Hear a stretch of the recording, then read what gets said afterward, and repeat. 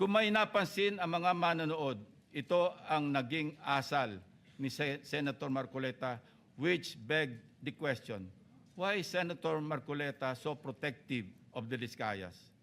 This inquiry remains valid and grounded, and I can show you from the many, many occasions he stood for in support of the Discayas. Let us watch.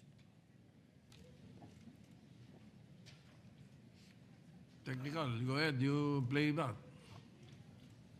If you're ready. I'm raising prejudicial question. What's your prejudicial? Ang mangyayari nito, so, mas credible si Bryce kaysa Discaya. Bakit gano'n? Why are you so protective of Discaya? Why are you so protective? Nagmamadali daw po ako na mabigyan sila ng witness protection program. Yun po yung sinasabi ng batas eh. Pag hiningi nila with their consent, sapagkat nanganganib ang buhay niya, hindi ka magmamadali. Ilalagay ko po ba sa kamay ko ang kaligtasan ng mag-asawa na yun? Kinakailangang magsoli po sila ng mga nakulimbat nila, which to my mind is not correct. Paano mo sasabihin na magre-restitute ang isang tao? Meron na bang findings kung magkano i-restitute on how it can be restituted? Nag-a-apply pa lang eh. What is the reason behind the law? So that we can get justice, and justice can only be attained if there is restitution. So that is the principle behind all of these things that we are talking about now. Mr. Secretary, restitution will come after. It cannot be. Sir, it can come before or after, sir. It can come before. You cite the law that it come before. Yung Discaya, to my mind, were the first to apply under the Witness Protection Program. Ang problema po doon, kung wala namang korte pa pong nagsasabi kung talagang sila'y nagnakaw o nakapagnakaw, sino pong magkukwenta noon? Problem is, ang sabi ng dating DOJ Secretary, ba hindi, kinakailangan isoli muna yung mga pinagnanakaw. Paano ngayon siya mapuprocess if that was dangled?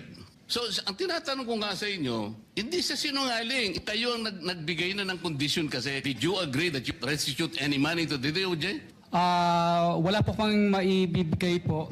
At saka... Yun na nga, because wala kang maibigay, hindi kanya ipoprocess under the Witness Protection Program. Is that not correct? So pinipili nyo yung gusto nyo i-process. Ngayon, kung ayaw ninyong bigyan sila ng protection under that law, kaya siguro umayaw na sila sa ICI. Mr. President, it is also coincidental that multiple news outlets revealed a damning link between Senator Marcoleta and the Discayas. In one news story, a relative of Senator Marcoleta was said to hold a directorship at Stronghold Incorporated and Milestone Guarantee insurance companies that provided bonds for contractors owned by the flood control king and queen, Curly and Sara Discaya, at the center of a multi-billion peso flood control corruption scandal, raising conflict of interest questions in a high-profile Senate probe.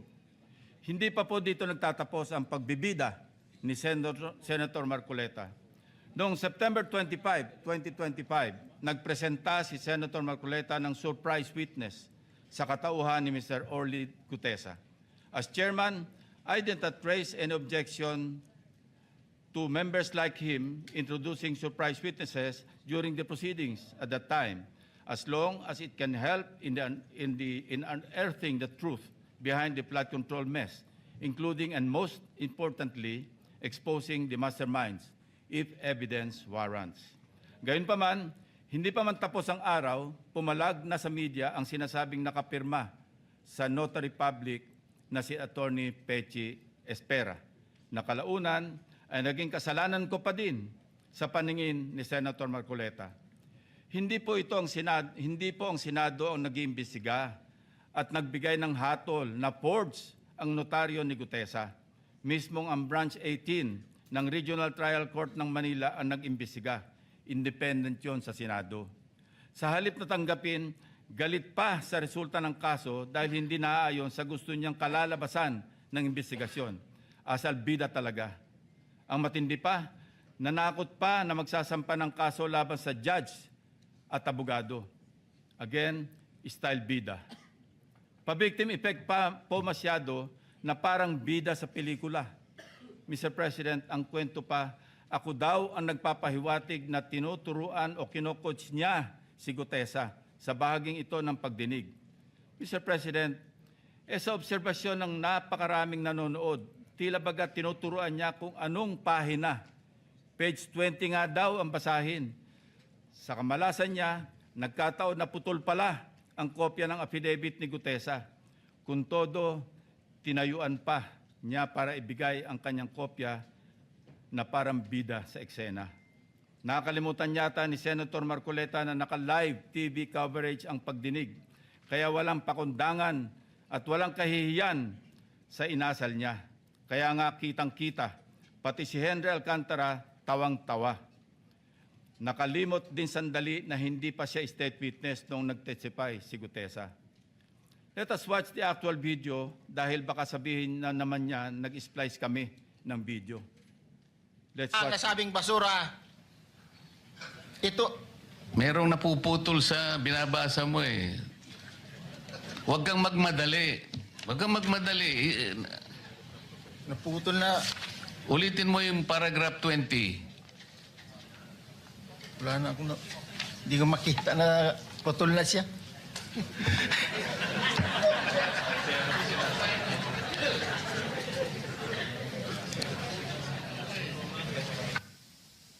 I strongly deny that I made mention of him coaching Gutesa, Mr. President.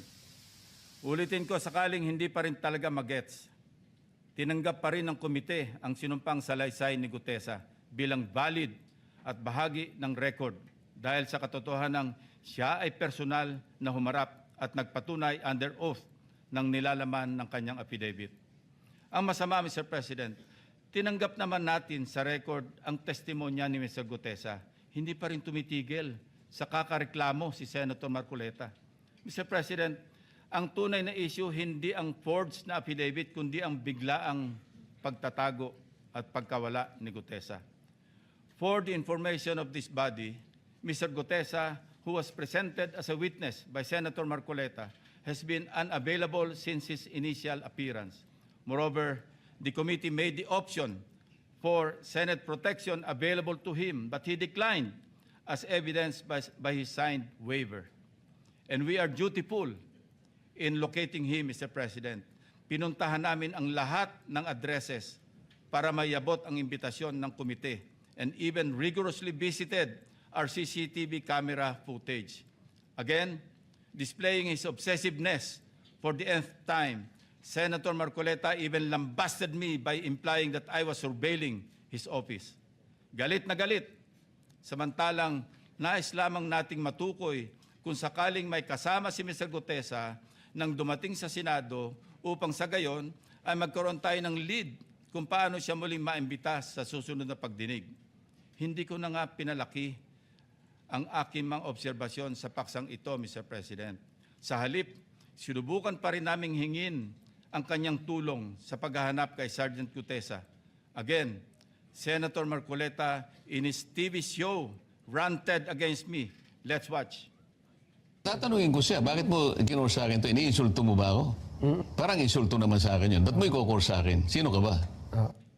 I dare ask, Mr. President, if a committee member brings a witness bearing such damaging allegations, does the burden of transparency not follow?